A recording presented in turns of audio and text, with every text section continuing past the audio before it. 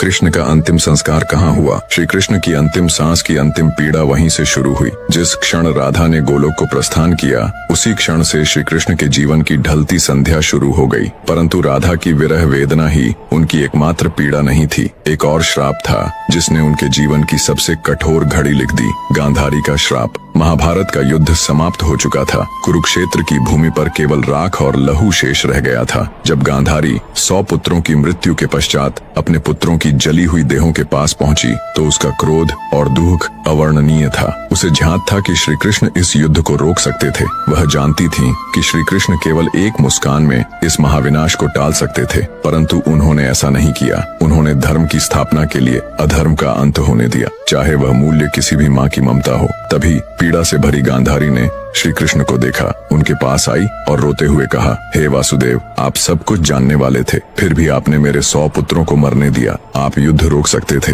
पर आपने केवल तमाशा देखा। मेरी ममता की आग आज आपको भी छुएगी। मैं आपको श्राप देती हूँ। ठीक वैसे ही जैसे मेरा वंश समाप्त हुआ, वैसे ही यदुवंश भी नष्ट होगा और आप भी अपनी मृत्यु को अकेले अपनों से बिछुड़कर एक तीर की पीड़ा में अनुभव करेंगे। श्री कृष्ण ने गांधारी के श्राप को शांत मन से स्वीकार किया, क्योंकि वह जानते थे यह भी उसी लीला का एक भाग है। जिस न्याय को वह लेकर आए थे, उसी न्याय की अग्नि अब उनके अपनों को भस्म करेगी। गांधारी का श्राप, राधा की जुदाई और यदुवंश का अंत, यही वो अंतिम अध्याय थे जिसने श्री कृष्ण के मानवीय रूप को सबसे गहरे दुख से भर दिया। अब जानिए कैसे त्रेता युग में श्री राम द्वारा दिया गया वरदान बना द्वापर में श्री कृष्ण की अंतिम लीला का कारण। अगर आपको श्री कृष्ण की अंतिम सांस के बारे में आगे बढ़ाना है तो चैनल को सब्सक्राइब करें। त्रेता युग का वह समय था जब राम ने रावण का वध कर अयोध्या लौटकर राम राज्य की स्थापना की थी। एक शाम अयोध्या के समीप एक तपस्वी राक्षस आया। नाम था जरासुर। वह युद्ध नहीं चाहता था, न ही प्रतिशोध, वो सिर्फ एक उत्तर चाहता था। जरासुर ने राम से कहा, प्रभु, आपने धर्म के लिए असुरों का नाश किया, लेकिन क्या कभी मैं भी आपकी परीक्षा ले पाऊंगा? क्या मुझे कभी वह अवसर मिलेगा जब मैं आपके मार्ग में अंतिम बाधा बनूं? राम ने मुस्कुराकर उसकी ओर देखा। वो कोई साधारण प्रश्न नहीं था और राम कोई साधारण उत्तर नहीं देने वाले थे। राम बोले, जब मैं द्वापर में श्री कृष्ण रूप में जन्म लूंगा, तब तू मनुष्य रूप में जन्मेगा और वही जीवन तुझे वह अवसर देगा जिसकी तू आज याचना कर रहा है। तेरे हाथों ही मेरी लीला इस धरती पर पूर्ण होगी, ये मेरा वचन है। जरासुर झुक गया। उसने नहीं जाना कि वह वचन युगों बाद एक महारहस्य का कारण बनेगा। समय बीतता गया, युग बदले और द्वापर में वो वचन धीरे धीरे श्री कृष्ण के अंतिम क्षणों की ओर बढ़ने लगा। जब लीला पूरी हो चुकी थी और ब्रह्मांड का सबसे बड़ा प्रेमी अपने सबसे गहरे अकेलेपन में डूब चुका था, वो द्वारका का अंत था। सब कुछ समाप्त हो चुका था। यदुवंश का नाश, रणभूमि की गूंजती चीत्कार और अपनों की ही तलवारों से बिखर चुका भविष्य। श्री कृष्ण अब अकेले थे। न सुदर्शन उनके हाथों में था, न अर्जुन उनके पास, न राधा उनके हृदय के सबसे निकट वाली आत्मा। श्री कृष्ण एकांत में द्वारका से बहुत दूर एक शांत वन में पहुंचे। वहीं एक पुराना पीपल का पेड़ था। उसी की छाया तले बैठ गए। उनके गले में वही बांसुरी लटकी थी जो कभी राधा के लिए बजती थी।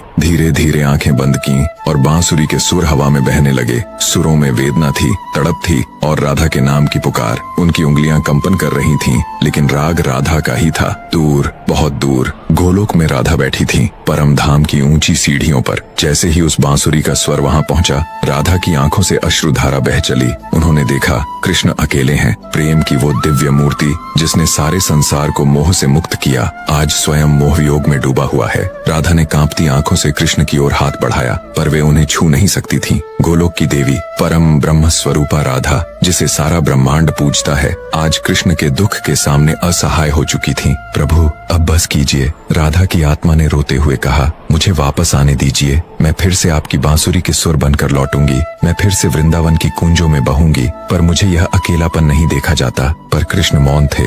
बांसुरी बंद नहीं हुई, बस स्वर धीमे हो गए, जैसे किसी नदी की अंतिम लहरें पत्थरों से टकराकर थक चुकी हों। आकाश स्तब्ध था, धरती निःशब्द थी और समय उस क्षण के आगे बढ़ना भूल गया जब ईश्वर भी थक गया। धीरे धीरे सांझ उतर रही थी। पीपल का वह पेड़ जो वर्षों से बस एक साक्षी था, आज श्री कृष्ण की अंतिम सांसों का गवाह बनने जा रहा था। उसकी जड़ों के पास एक थकी हुई देह बैठी थी। वो देह जिसने पूरे युग को चलाया, जिसके इशारे पर धर्म टिका रहा, आज वही देह कांप रही थी, अकेली, शांत और टूटी हुई। कृष्ण की आंखें बंद थीं, लेकिन मन में बवंडर चल रहा था। एक जीवन जिसमें कभी विश्राम नहीं मिला। मैं जन्मा तो माँ की गोद भी पूरी नहीं मिली। देवकी की कोख से जन्म लिया, पर पहली बार जब आंख खोली, मेरे चारों ओर जेल की दीवारें थीं। माँ यशोदा ने पाला, पर जन्म देने वाली माँ को देखने तक न मिला। माँ के स्पर्श की तलाश, बालपन की मासूम हंसी, कभी जी नहीं सका। जिस उम्र में बच्चे कंदमूल खाते हैं, मैं राक्षसों से लड़ा और फिर आया प्रेम। राधा मेरा सबसे सुंदर,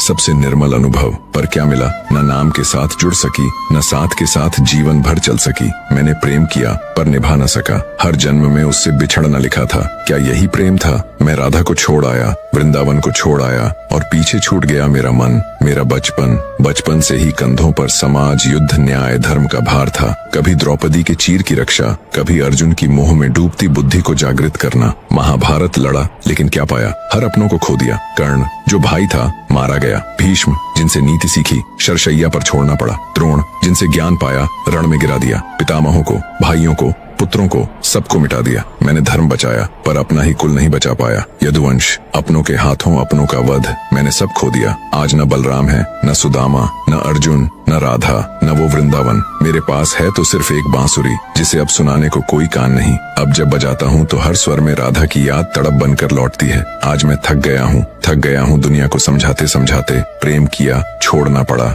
माता मिली, दूर हो गई। भाई मिले, युद्ध में खो दिए। राज मिला, पर सुख कभी न आया। इतना सब सहने के बाद भी आज मेरी अंतिम सांसें हैं और मैं अकेला हूँ इस पीपल के नीचे, जहाँ कोई नहीं है सिवाय मेरी टूटी बांसुरी के। शायद अब यही ठीक है। शायद अब राधा के पास लौटने का समय आ गया है। शायद अब मैं भी विश्राम का अधिकारी हूँ। धीरे से श्री कृष्ण बांसुरी को होठों से हटाते हैं और दोनों हाथों से उसे मोड़ते हैं। एक टुक बांसुरी टूट जाती है। राधा की स्मृति कृष्ण की आत्मा के साथ टूटकर उस पीपल के नीचे कहीं खो जाती है। अब बस एक शांति है, गहन, गूंजती हुई, जैसे स्वयं समय थम गया हो। पीपल के पेड़ के नीचे श्री कृष्ण जमीन पर लेटे हुए थे। आंखें आसमान की ओर थीं। बांसुरी अब भी उनके होठों से सटी थी, लेकिन अब कोई धुन नहीं निकल रही थी। शरीर थक चुका था, मन शून्य हो गया था। तभी दूर जंगल में शिकारी जरा अपने शिकार की तलाश में भटक रहा था। उसकी नजर श्री कृष्ण के चरणों पर पड़ी। गेरुआ पीतांबर की सुनहरी चमक और पैर का अंगूठा। दूर से देखा तो उसे लगा कोई हिरण झाड़ियों में छिपा है। जरा ने धनुष उठाया, बिना सोचे विचारे बाण चढ़ाया और चला दिया। बाण हवा चीरता हुआ सीधा श्री कृष्ण के पैर में आकर लगा। प्रभु, मुझसे बहुत बड़ा अपराध हो गया, मैं अपराधी हूँ। श्री कृष्ण ने थके स्वर में कहा, उठो जरा, तुमने अपना कर्म किया है। ये वही समय था जब मुझे अपना शरीर त्यागना था। ये तुम्हारा नहीं, मेरे कर्मों का फल था। तुम बस निमित्त बने। जरा फूट फूट कर रोने लगा। श्री कृष्ण ने आंखें बंद की। मैंने जन्म लिया, अपने कुल को नष्ट होते देखा, धर्म के लिए अपनों को खोया। हर जीवन में प्रेम पाया, पर उसे पूर्ण नहीं कर पाया। पर आज अब विश्राम का समय है। धीरे धीरे उनका स्वर मंद पड़ता गया। अंतिम सांस लेते हुए उनके होठों से एक शब्द निकला, राधे राधे, और श्री कृष्ण ने देह त्याग दिया।